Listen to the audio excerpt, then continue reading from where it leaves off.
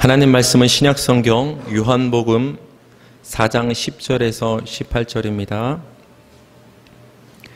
제가 먼저 읽고 교독해 나가겠습니다. 10절부터 예수께서 대답하여 이르시되 네가 만일 하나님의 선물과 또 내게 물을 좀 달라 하는 이가 누구인 줄 알았더라면 네가 그에게 구하였을 것이요 그가 생수를 네게 주었으리라.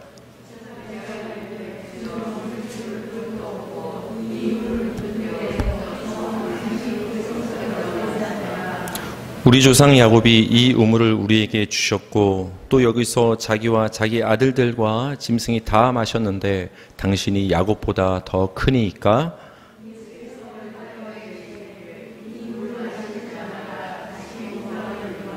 내가 주는 물을 마시는 자는 영원히 목마르지 아니하리니 내가 주는 물은 그 속에서 영생하도록 솟아나는 샘물이 되리라. 15절이요.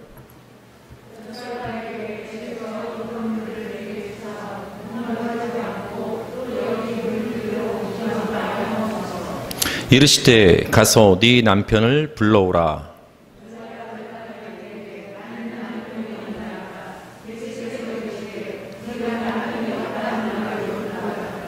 마지막 18절 제가 읽어드릴게요. 너에게 남편 5이 있었고 지금 있는 자도 네 남편이 아니니 네 말이 참되도다. 아멘. 오늘 하나님의 말씀의 제목은 사마리아 여자에게 샘물을 주신 예수님, 사마리아 여자에게 샘물을 주신 예수님이라는 제목으로 하나님의 말씀 전하겠습니다. 예수님은 사마리아 여자를 찾아오셨죠. 사마리아 여자를 찾아오시기 위해서 예수님은 주변 환경을 섭리하시고 당시 유대인들이 꺼리던 그 사마리아 지역의 길을 선택해서 사마리아 여자를 찾아오셨습니다. 사마리아 여자를 찾아오심은 사마리아 여자와 같이 이방인과 같았던 우리를 주님께서 찾아오심을 보여주는 것이죠. 그렇다면 예수님이 사마리아 여자를 찾아오신 그 이유는 무엇일까에 대해서 오늘 살펴보기를 원합니다. 물을 달라는 예수님과 대화를 하던 사마리아 여자는 예수님께 이렇게 말을 합니다. 오늘 본문인데요. 요한복음 4장 15절 여자가 이르되 주여 그런 물을 내게 주사 목마르지도 않고 또 여기 물 기르러 오지도 않게 하옵소서. 이 여자가 한 말을 한번 여러분 주목해 보시기 바랍니다. 그런 물을 내게 주사 목마르지도 않고 또 여기 물 기르러 오지도 않게 하옵소서. 이 여자가 내뱉은 이 말 속에는 이 여자의 실존이 정확히 드러나는 거예요. 이 여자가 어떻게 살아왔고 그 마음속에 어떤 아픔이 있고 무엇이 문제인가, 이 여자의 존재에 대해서 이 말에 잘 드러나고 있음을 우리는 알 수가 있습니다. 지금까지 여자는 날마다 물을 기르러 왔지만 그 물을 마시고 마셔도 다시 목마르게 되었다라는 거예요. 뭔가 그 갈증을, 목마름을 스스로의 힘으로 해소할 수 없었던 여자임을 이 여자의 말을 통해서 우리는 알 수가 있습니다. 목마름이 있던 여자였죠. 그러니 예수님이 주시겠다는 그 물이 뭔지는 모르겠지만 당장 예수님 그 물이 무슨 물인지 모르겠지만 나에게도 그 물을 줘서 다시는 목마르지 않게 해주시고 다시는 물 기르러 오지 않게 해달라고 여자가 말을 했던 것이죠. 예수님은 이러한 사마리아 여자의 해소되지 않고 있는 그 목마름에 대해서 예수님은 드러내십니다. 요한복음 4장 16절에서 18절 오늘 본문인데요. 예수님께서 남편을 불러오라고 얘기하죠. 근데 18절을 제가 읽어드릴게요. 너에게 남편 5이 있었고 지금 있는 자도 네 남편이 아니니 네 말이 참되도다. 물 얘기를 나누시던 예수님께서 갑작스럽게 난데없이 남편 얘기를 꺼냅니다. 정확히 사마리아 여자의 그 마음을 모르겠지만 갑자기 예수님께서 남편 얘기, 과거 얘기를 꺼내시니까 좀 얘기를 나누는 데 있어서 좀 꺼림직한 면이 있을지도 모르겠어요. 잘 정확히는 그 문화를 우리가 알 수 없지만 예수님의 말씀에 의하면 이 여자의 증언에 의하면 과거 5명의 남편이 있었고 현재도 1명의 남편이 있지만 예수님께서 지금 있는 그 6번째 남자도 네 남편이 아니다 이 말이 정확히 여기에는 이제 법적으로 남편이 아니고 그냥 동거 관계인지 아니면은 예수님께서 어떤 영적인 의미를 담아서 실제로 법적으로는 지금 6번째 남편도 너에게 있어서 남편이긴 하지만 실제로 너의 목마름을 해소해 줄 수 있는 참 남편은 아니다라는 의미로 말씀하셨는지는 모르겠지만 어찌됐든 이 여자에게는 과거로부터 지금까지 6명의 남편이 있었다라는 것을 예수님은 대화를 통해서 드러내십니다. 드러내시죠. 왜 예수님은 사마리아 여자의 과거 6명의 남편 얘기를 드러내셨을까요? 성경에서 육은 불완전함을 나타내죠. 육에서 하나가 더해질 때 완전해지는 거예요. 하나님의 창조는 엿새 동안 이루어졌지만 7번째 날 그 안식이 더해질 때 창조는 완성되는 거예요. 우린 6째 날까지 창조하고 일을 멈추시고 7째 날 쉬시고 안식하셨다 하니까 6째 날로 충분하다고 생각을 하고 있지만 오해를 하지만 그 하나님의 엿새의 창조는 7째 날 하루가 더해짐으로 7이 완성이 돼야 창조는 완성되는 거예요. 이 여자가 과거 6명, 지금까지 6명의 남편을 두었지만 남자를 만났지만 그 6은 불완전했다. 이 여자의 목마름을, 인생의 갈증을 그 6명의 남자의 만남을 통해서 이 여자는 완전히 해소할 수가 없었다. 그 갈증에 해소하지 못하는 그 여전한 목마름을 매일 물 길러오는 그 모습을 통해서 우리에게 보여주는 거예요. 매일 이 정오의 시간에 물을 길러올 수밖에 없는 그 여자의 모습을 통해서 이 여자는 목마른 여자구나. 6명의 남편이 있었지만 그 인생을 통해서 참 만족을 얻을 수가 없었다라는 이 여자의 상태에 대해서 물 길러오는 그 모습과 6명의 남편을 둔 그 모습을 통해서 예수님은 지금 드러내고 있는 거예요. 드러내고. 사마리아 여자의 목마름을 드러내신 예수님은 사마리아 여자에게 이제는 핵심을 말씀하시죠. 네가 지금까지는 이 물을 길르러 와서 이 물을 마셔도 다시 목마르게 되었지만 내가 그것과는 이제는 차원이 다른 물을 너에게 소개시켜 줄게. 그 물을 너에게 줄게 라고 예수님께서 말씀을 해주십니다. 이 말씀 우리 다 같이 한번 읽어볼까요? 요한복음 4장 13절에서 14절입니다. 다 같이 읽겠습니다. 시작. 예수께서 대답하여 이르시되 이 물을 마시는 자마다 다시 목마르려니와 내가 주는 물을 마시는 자는 영원히 목마르지 아니하리니 내가 주는 물은 그 속에서 영생하도록 솟아나는 샘물이 되리라. 여러분, 분명한 차이가 있죠. 이 여자가 매일 스스로의 힘으로 매일 반복해서 길르러 왔던 그 우물물은 마셔도 다시 목마르는 물. 다시 말하면 그 여자의 목마름을 근본적으로 해소시켜줄 수 없는 물이었던 거예요. 그런데 예수님은 그 물과는 다른 차이가 있는 차원이 다른 물을 말씀하시는데 예수님이 여자에게 주실 그 물은 다르다. 어떤 차이가 있냐? 내가 주는 물을 마시면 다시는 영원히 목마르지 않다라는 거예요. 다시는 물 길으러 올 필요가 없다라는 거예요. 그렇다면 여러분, 예수님이 주시는 그 물은 어떤 물이길래 영원히 목마르지 않은 물이 될까요? 여러분, 매일 물 마시죠? 아무리 그 순간 마시는 물이 내 갈증을 해소하는 것 같고 시원하지만 우린 조금 지나면 또 물을 마시고 다음날 마시고 평생 마실 수밖에 없는 거예요. 그렇죠?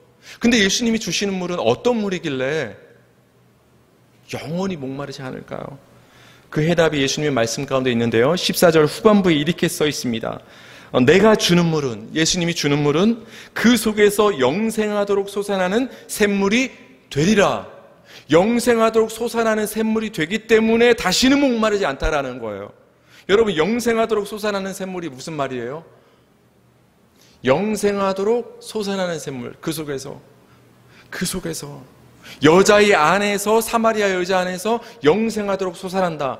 영생하도록, 이 말은 무슨 뜻이냐면은 영생을 위해서 계속 솟아나서 결국 영생을 가져다 준다란 말이에요. 영생을 주시기 위해서 솟아나서 영생을 결국은 준다라는 의미가 영생하도록 솟아나는 샘물인 거예요.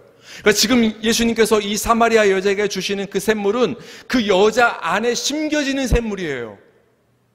지금까지의 물은 어떤 물이에요? 여자 밖에 있는 물. 여자 밖에 있는 물을 여자가 날마다 반복해서 자기 힘으로 기르는 물이었지만 지금 주시는 예수님의 물은 여자 안으로 들어온 물이에요. 그래서 그 물이 이제는 여자가 물 기를 필요 없이 여자 안에서 솟아나는 거예요. 여자가 기르는 것이 아니라 이제는 그 안에서 솟아나는 거예요. 멈추지 않고 영생을 주기까지 솟아나는 거예요. 그래서 다시는 목마름이 없게 된다라는 거예요. 완전한 변화가 일어난 것이죠.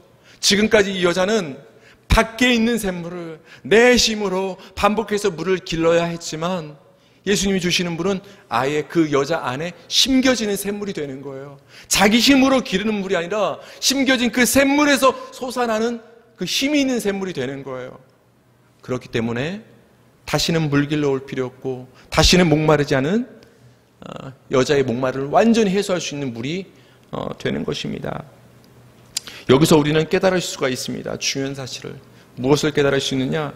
그동안 사마리아 여자가 매일 물 길러 오는 모습을 통해 드러난 것처럼 남편 6명을 만나도 인생의 목마름을 해소할 수 없었던 것은 그 이유가 그 안에 생명이 없었기 때문임을 지금 우리는 알 수 있는 거예요. 매일 물 길러 왔지만 왜 목말랐을까요? 6명의 남편을 만나왔지만 왜 만족이 없었을까요? 왜 계속 목말랐을까요? 그 안에 생명이 없었기 때문에 그래요. 생명이 없으면 아무리 채워도 만족할 수가 없는 거예요. 목마를 수밖에 없는 거예요. 그 안에 생명이 없으면 아무리 매일 발버둥 치며 내 힘으로 물을 길러도 아무리 많은 남편을 두어도 인생의 목마름을 해소할 수 없고 참 만족을 얻을 수 없다는 것입니다. 예수님의 생명이 주어질 때만 비로소 아무리 힘써도 여러분 우리 스스로 해소할 수 없었던 그 목마름이 해소가 되는 거예요. 왜 사람들이 자꾸만 더 많은 것을 추구합니까? 계속 반복해서 무언가를 사람들이 추구합니까? 목마르기 때문에 그래요. 그들은 인정하지 않지만 인생을 살아봐도 뭔가를 쥐어봐도 뭔가를 성취하고 꿈을 이뤄봐도 뭔가 해소되지 않는 그 목마름이 자신들 안에 있는 걸 스스로 아는 거예요. 근데 아무리 애쓰고 그 삶의 인생의 물을 매일 길러봐도 한 명의 남편이 아닌 6명의 어떤 환경을 만들어봐도 그 목마름이 해소되지 않는 것을 우리 인생들은 아는 거예요. 근데 그 답을 모르는 거예요. 어떻게 해야 그 목마름이 해소되는가? 방법은 하나입니다. 예수님의 생명이 그 안에 주어질 때만, 예수님의 샘물이 그 안에 주어질 때만, 영생하도록 그 안에서 생명이 솟아날 때만 그 갈증이 해소되는 줄 믿으시기 바랍니다. 그때 해소되는 거예요. 그때 목마름이. 이렇게 예수님은 사마리아 여자의 목마름을 해소시켜 주시기 위해서 그 안에 영생을 주시기 위해서 찾아오신 것입니다. 여러분, 우리가 누군가에게 무엇을 줄 때는 내게 그것이 있기 때문에 줄 수 있는 거예요. 그렇죠? 내게 없는 것을 어떻게 남에게 줄 수 있을까요? 여러분, 남에게 생명을 줄 수 있어요? 우리 인간이? 없어요. 그래서 인간은 죽는 거예요. 여러분, 인간은 생명을 가진 존재가 아니에요. 인간은 스스로 숨을 가진 존재가 아니에요. 하나님이 땅의 흙으로 티끌로 이렇게 사람을 형상을 빚으신 다음에 하나님께서 그 코에 하나님의 생기를 불어 넣으셨을 때 산 존재가 되는 거예요. 우리가 스스로 숨을 쉬며 기동하며 살아가는 것 같지만 외부로부터 온 거예요. 정확히 성경적으로 말하면 하나님으로부터 생명과 지혜와 모든 것이 우리에게 온 거예요. 우리에게 온 것이란 말이에요. 그러니까 우린 다 받은 걸로 사는 거예요. 내가 가진 걸로 생각하면 그것이 교만이고 죄인 거예요. 이 여자에게는 생명이 없는 거예요. 그러나 예수님께는 생명이 있는 거예요. 가진 자가 없는 자에게 주는 거예요. 예수님은 생명을 가지고 있기 때문에 그 여자에게 생명을 주는 거예요. 예수님은 샘물을 가지고 있기 때문에 그 여자에게 샘물을 주는 거예요. 여러분이 아무리 자녀를 사랑해도, 남편을 사랑해도, 아무리 부모님과 가족을 사랑해도 여러분이 줄 수 없는 게 있어요. 그게 뭔지 아세요? 영생과 생명은 여러분이 줄 수 없는 거예요. 여러분, 이 인생이 끝이 아닙니다. 우리의 혼이 이 육신을 벗어날 때 영원한 세상이 펼쳐집니다. 그 영원한 세상은 영생이 있는 천국만 있는 것이 아니라 영벌이 있는 지옥도 있다는 것을 여러분 믿지 않으십니까? 우리가 그거 믿지 않으면 우리가 세상 교양 쌓으러 우리가 이곳에 나올 필요가 없는 것이죠. 지식 쌓으러. 우리 생명 때문에 이곳에 나오는 거 아닙니까? 하나님을 믿는 것이고, 그렇게 생명이 우리에게 있어서 가장 중요하다면 우리 스스로 가족들에게, 자식들에게 그 생명을 줄 수 없다면 그걸 주실 수 있는 예수님이 그들에게 줄 수 있도록 우리는 기도해야 되는 거예요. 우리가 줄 수 없는 걸 예수님이 가지셨기 때문에, 영생을 가지셨기 때문에 예수님이 주셔야 되는 거예요. 예수님이 사마리아 여자에게 영생하도록 솟아나는 그 영생의 샘물을 주셨다라는 것은 사마리아 여자에게는 그것이 없고 예수님께는 그것이 있기 때문입니다. 성경은 여호와 하나님만이 예수님이 생수의 근원이심을 말하는 것으로 시작해서 끝을 또 맺습니다. 한마디로 성경 전체는 하나님만이 생명이라는 것을 우리에게 말씀해 주세요. 하나님만의 생명이심을. 창세기 2장 10절 한번 보세요. 성경의 처음입니다. 강이 에덴에서 흘러나와 동산을 적시고 거기서부터 갈라져 내 근원이 되었으니. 우리는 보통 쉽게 에덴 동산 이렇게 좀 이렇게 동의어처럼 사용하잖아요. 에덴 동산. 그렇지만 에덴에서 물이 흘러나와 동산을 적시는 겁니다. 구분이 돼 있어요. 우리 에덴 동산 이렇게 하지만 정확히는 에덴에서 물이 흘러나와 동산을, 땅을 적시는 겁니다. 에덴은 하나님의 보좌가 있는 곳이에요. 하나님의 보좌 여호와 하나님으로부터 생수의 물이 흘러나와 우리라는 동산을 적시는 거예요. 그래서 우리 안에 생명이 피어나는 거예요. 물은 동산에서 스스로 나오는 것이 아니라 에덴에서 공급받을 때만 동산이 물로 적셔질 수 있는 거예요. 예수님으로부터 물이 흘러나와서 사마리아 여자를 지금 적시고 있는 거예요. 성경은 이걸 시작부터 말하는 거예요. 너희가 스스로 물 있는 존재가 아니다. 너희가 스스로 생명 있는 존재가 아니다. 생명의 생수의 근원 되시는 하나님이 물을 흘러 보내주셔야 너희가 살 수 있는 존재라는 것을 성경 창세기는 처음부터 선포하고 시작하는 거예요. 끝도 그렇게 맺어요. 끝도. 계시록 22장 1절입니다. 계시록 22장 1절. 새하늘과 새 땅이죠. 다 같이 읽겠습니다. 시작.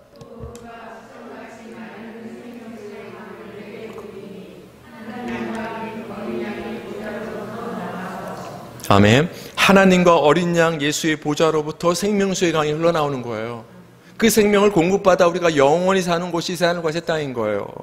그렇죠? 우리의 힘으로 사는 게 아니에요. 그래서 다윗은 우리에게 이렇게 고백했습니다. 시편 36편 9절을 보니까 진실로 생명의 원천이 주께 있사오니, 이렇게 고백했어요.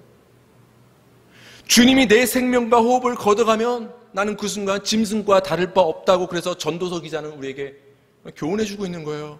인생 다 누리며 즐기며 가지며 권력 가지며 살아봤지만 정말 헛되더라. 그게 여러분 인생을 이렇게 막 살라, 뭐 인생의 낙을 누리지 말라는 말이 허무주의가 아닙니다. 생명의 문제를 한번 생각해 봤더니 하나님이 나에게 생명과 권력을 주기 때문에 내가 사는 것이지 내 힘이 아니었더라. 내 생명이 아니었더라. 그 혼이, 그 생명을 하나님이 걷어가시면 결국은 우리 인간은 짐승과 다를 바가 없더라. 전도서가 우리에게 주는 교훈이 되는 거예요. 교훈이. 왜 그런 말을 했을까요? 생명을 주시는 그 하나님만을 경외하라는 것이 전도서의 성경의 교훈이 되는 것입니다. 다윗도 이 고백을 한 거예요. 여러분의 생명의 원천이, 여러분에게 물을 흘려주신 그 근원이 하나님께 있는 줄 믿으시기 바랍니다. 그래서 우리는 하나님께 그 샘물을, 생명을 사모해야 되는 거예요. 그러니까 다윗의 고백은 믿음의 고백인 것이죠. 생명의 원천이 내게 있는 것이 아니라 하나님께 있다. 이 말은 뭐예요? 하나님만 의지하겠습니다 라는 믿음의 표현인 거예요. 믿음의 표현. 예레미야 선지자가 있죠. 우린 예레미야 선지자에게 우리는 보통 이렇게 별명을 우리 믿음의 후배들이 붙여줬는데 보통 눈물의 선지자 이렇게 하잖아요.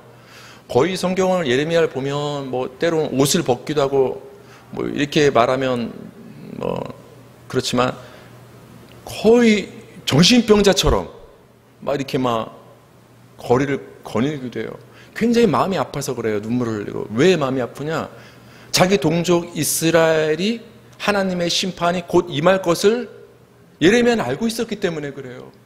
하나님이 심판의 메시지를 예레미야에게 주었고 예레미야는 좋은 소식을 전하면 좋겠는데 심판의 메시지를 전해야 되는 거예요.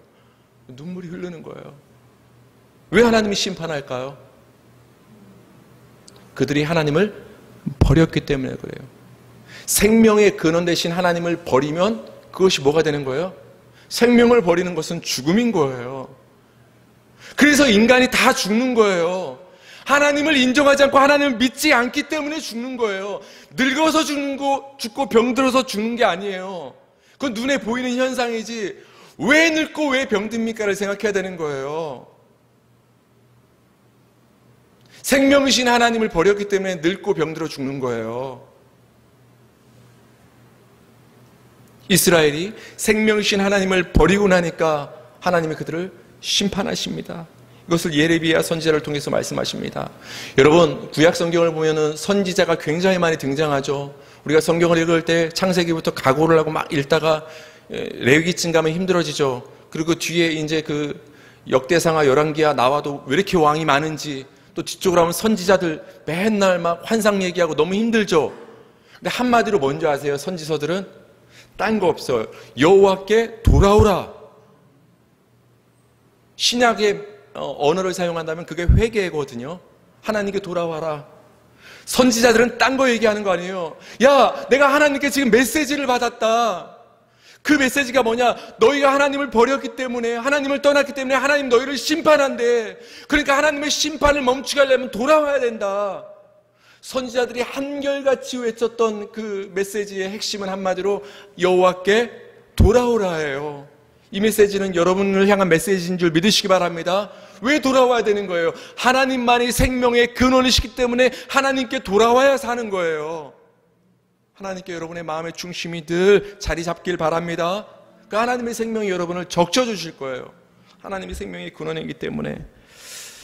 그래서 하나님은 예레미야 선지자를 통해서 이스라엘 백성이 하나님을 버린 것을 비유적으로 설명을 해주십니다. 좀 빗대서 말씀을 해주시는데 우리가 잘 알고 있는 말씀이에요. 예레미야 2장 13절 한번 보세요. 예레미야 2장 13절 시작. 내 백성이 이 두 가지 악을 행하였나니 곧 그들이 생수의 근원되는 나를 버린 것과 스스로 웅덩이를 판 것인데 그 물을 가두지 못할 터진 웅덩이들이니라. 이스라엘 백성들이 하나님을 버린 것에 대해서 어떤 물과 샘물의 비유를 들어서 하나님이 설명하십니다. 뭐라고 말하냐? 이스라엘 백성들이 죄악이 있는데 그것이 무엇이냐? 생수의 근원되는 나를 버린 게 그들의 악이다. 잘못이다. 내가 생명의 근원인데 그들은 나를 버렸다. 그게 악이고 죄다. 또 하나, 스스로 웅덩이를 팠다. 여기서 웅덩이는 우물을 말하는 거예요. 스스로의 물을 기르려고 웅덩이를 팠는데 여러분, 물 마시기 위해서 우물 파고 웅덩이 파는 게 나쁜 거예요? 그거 필요한 거잖아요. 근데 하나님은 이스라엘 백성을 향해서 스스로 웅덩이를 판 게 그게 하나님 앞에 죄다 라고 말씀하십니다. 여기서 우리는 이 두 가지 하나님이 지적하신 악은 한마디로 연결돼요. 왜 그럴까요? 물의 근원 되시는 하나님을 버렸으니까 이제는 인간은 스스로 물을 팔 수밖에 없는 거예요. 두 개인 것 같지만 사실 하나죠. 하나님이 두 가지 죄악을 지적하죠. 생수의 근원 되신 하나님을 버린 것, 스스로 웅덩이 우물을 파는 것, 두 가지인 것 같지만 이거 두 개는 연결되는 거예요. 왜요? 물을 공급하시는 하나님을 버렸으니까 우리는 스스로 물을 팔 수밖에 없는 거예요. 이제 인간은. 이건 하나의 죄를 지금 말하고 있는 것입니다. 하나님은 분명하게 자신을 가리켜서 생수의 근원이라고 말씀을 해주고 있습니다. 이렇게 생수의 근원되는 하나님을 버리고 스스로 웅덩이를 파는 것이 죄라고 성경은 우리에게 분명히 얘기를 합니다. 하나님이 주는 물을 마시지 않는 것이 죄예요. 죄를 여러 가지로 표현할 수 있지만 하나님이 주는 물을 마시지 않는 게 죄입니다. 뒤집어 말하면 여러분 스스로 판 물을 마시는 게 죄예요. 여러분이 스스로 기르는 물을 마시는 게 죄인 거예요. 사마리아 여자 지금까지 어떻게 살아온 거예요?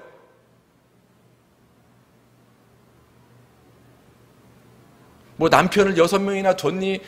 드라마 보듯이 그거 뭐라고 하지 마세요. 그게 중요한 게 아니에요.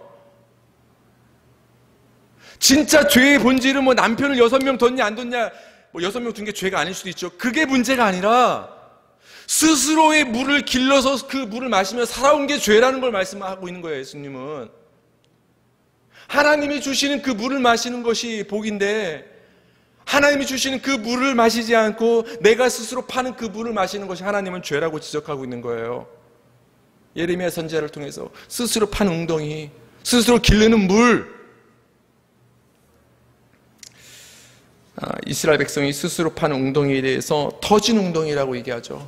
터지는 건 뭐예요? 물을 가두지 못하는 거예요. 가둬야 포마실 거 아닙니까? 포마셔야 살 수 있는 것이고. 근데 인간 스스로 판 웅덩이 우물은 물을 이렇게 고이게 가두지 못하는 계속 땅으로 스며드는 터진 웅덩이라는 거예요. 무엇을 말합니까? 인간의 수고는 헛되다라는 거예요. 인간이 스스로 생명을 얻기 위해서 아무리 우물을 파도 거기서 생명을 얻을 수 없다라는 거예요. 그래서 사마리아 여자가 매일 물길로 왔지만 목말랐던 거예요. 생명을 못 얻었기 때문에 스스로 매일 물길로도 목말랐기 때문에 왜 그랬을까요? 터진 웅덩이였기 때문에 그런 거예요. 마시고 마셔도 목마름을 해소할 수가 없었던 것입니다. 예수님의 말씀을 보면 생수의 근원이신 하나님이 주시는 물을 마시지 않는 것이 곧 죄라는 사실이 분명해집니다. 요한복음 4장 14절하고 6장 35절을 제가 가지고 왔는데요. 이걸 한번 같이 한번 보세요. 요한복음 4장 14절은 이렇게 말하고 있어요. 내가 주는 물을 마시는 자는 영원히 목마르지 않다. 오병이어 때 이제 말씀하시는 건데, 나를 믿는 자는 영원히 목마르지 않다. 뒤가 같죠? 내가 주는 물을 마시는 자가 목마르지 않고 나를 믿는 자가 영원히 목마르지 않으면 내가 주는 물을 마시는 자는 곧 나를 믿는 자란 말인 거예요. 이해 가셨어요? 뒤집어 말하면 하나님이 예수님이 주시는 그 물을 마시지 않는 자는 믿지 않는 자란 말인 거예요. 그래서 죄인 거예요. 내가 스스로 물을 파서 마시는 내 힘으로 살아가는 게 하나님 보시기엔 죄인 거예요. 그러나 생명의 근원이 생수의 근원이 하나님께 있음을 인정하고 그 하나님이 주시는 그 은혜를 사모하며 예수님이 주시는 그 영생수를 마시는 것이 믿음인 거예요. 그렇지 않은 것이 믿음이 없는 거예요. 그것이 죄라는 거예요. 예수님을 믿는다는 것은 내가 스스로 웅덩이를 파고 물을 마시고 구하는 것이 아니라 생명의 근원 되신 여호와 하나님과 예수님이 주시는 생명수를 구하는 것입니다. 예수님의 물을 마시는 것, 그것이 믿음입니다. 여러분 믿음으로 사시기 바랍니다. 예수님이 주시는 물을 마시고 사시기 바랍니다.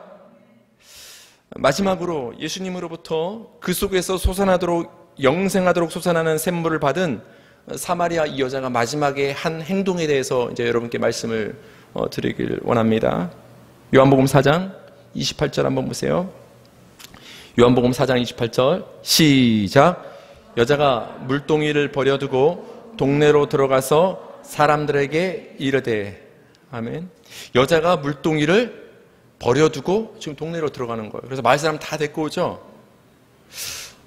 그럼 성경에 왜 여자가 물동이를 버려뒀다라는 얘기를 왜 기록했을까요? 전 이걸 여러 가지 가능성으로 생각을 해봤어요. 한번 여러분 상상의 나래를 한번 펴보시겠어요? 여자가 왜 물동이를 갑자기 예수님의 그 대화를 마친 후에 딱 버려두고 마을로 급하게 들어갔을까요? 여러분 첫 번째 그거 생각할 수 있어요. 예수님의 그 말씀에 얼마나 기쁨이 넘치고 흥분되면 자기가 물길러 온 것도 잊은 채 물동이도 그 원래 목적도 잊은 채 그냥 마을로 후다닥 달려 들어갔을 수도 있겠죠. 그렇죠? 또 이렇게 생각할 수도 있겠죠. 일단은 예수님하고 대화를 하고 있었으니까 물동이를 예수님 옆에다 놨어요. 예수님 잠깐 이거 막고 있어요. 내가 사람들 데리고 올게. 다시 돌아오기 위해서 물동이를 놓고 갈 수도 있어요. 그렇죠? 또 어떤 이유가 있을까요? 이 여자가 굉장히 뒷일까지 생각하는 여자라면 이런 생각도 했을 거예요. 예수님 물을 달라고 했었으니까 예수님의 제자들도 마을에서 곧 돌아오면 물이 필요할 거 아니에요. 그러니까 근데 물길 바가지가 예수님한테는 없는 거 아니에요. 그러니까 자기가 길른 물을 예수님 옆에 두고 가면 마을에 간 사이 혹시나 제자들이나 오면 예수님과 제자들이 물을 마실 수 있게 배려하기 위해서 뭐 이런 이유도 있을 수 있겠죠. 어떤 인간적인 이유로 이 사마리아 여자가 물동이를 버려두고 마을로 들어갔을지 모르겠지만 저는 성경이 우리에게 분명히 말하고자 하는 바가 있다고 믿습니다.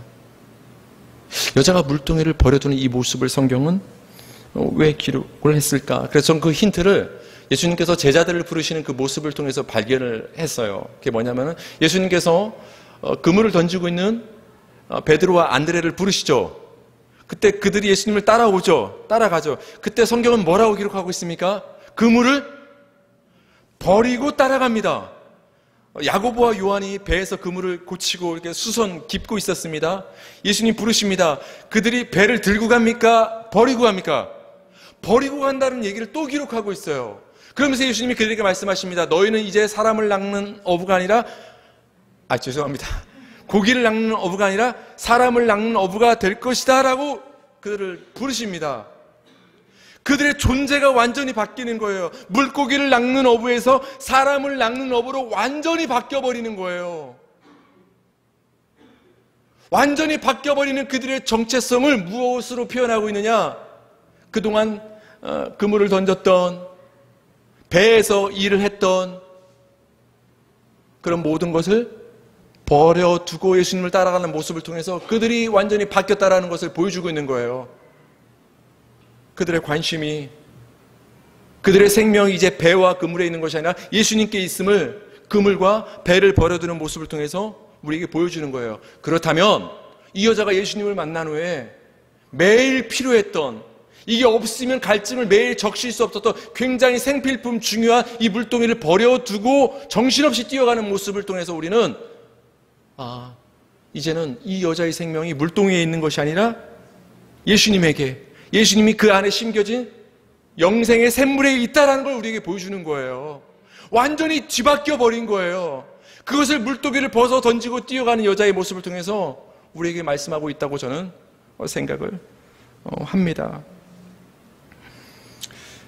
여러분, 매일매일 기르고 또 길러도, 매일 마셔도 인생의 목마름을 해소할 수 있었습니까, 여러분? 내 혈육에 잘 되는 모습을 통해서 잠깐의 기쁨은 있을 수 있지만 어떤 그것들을 통해서 여러분이 성취하는 거, 얻는 걸 통해서 정말 모든 것이 참 만족되고 그 목마름이 해소가 되었습니까? 우리 힘으로, 사마리아 여처럼 우리 힘으로 그 어떤 것으로도 우리의 목마름을 인생은 해소할 수가 없다라는 거예요. 그걸 인정해야 되는 거예요. 그러나 우리 성도님들 소망을 가지시기 바랍니다. 왜 그러냐? 여러분 성도님 한 분 한 분 안에는 오늘은 말씀을 안 드렸지만 성령이라는 영생하도록 솟아나는 샘물을 예수님께서 심겨주신 줄 믿으시기 바랍니다. 그래서 이제는 여러분이 뙤약볕에 물 길러 갈 필요가 없는 거예요. 이제는 매일 목마를 필요가 없는 거예요. 여러분 안에 심겨진 그 샘물을 이제 의지하는 거예요. 그 안에서 여러분의 안에서 영생하도록 샘물이 솟아나기 때문에 여러분의 목마름이 이제는 날마다 해소되는 줄 믿으시기 바랍니다. 그래서 여러분, 이제는 여러분의 웅덩이를 스스로 파는 인생이 되어서는 안 되는 거예요. 여러분의 물동이를 붙잡고 살아가는, 우물가로 매일 달려가는 인생이 이제는 되어서는 안 되는 거예요. 그럴 필요 없는 거예요. 여러분 안에 우물이 심긴 거예요. 이제는 아예 밖에서 물을 찾는 자가 아니에요. 성도는 안에서 물이 흘러나오는 자가 성도인 거예요. 안에서 여러분 안에 주어진 예수님의 생명 샘물을 의지하는 우리 복된 믿음의 성도님 되기를 주님의 이름으로 축원합니다.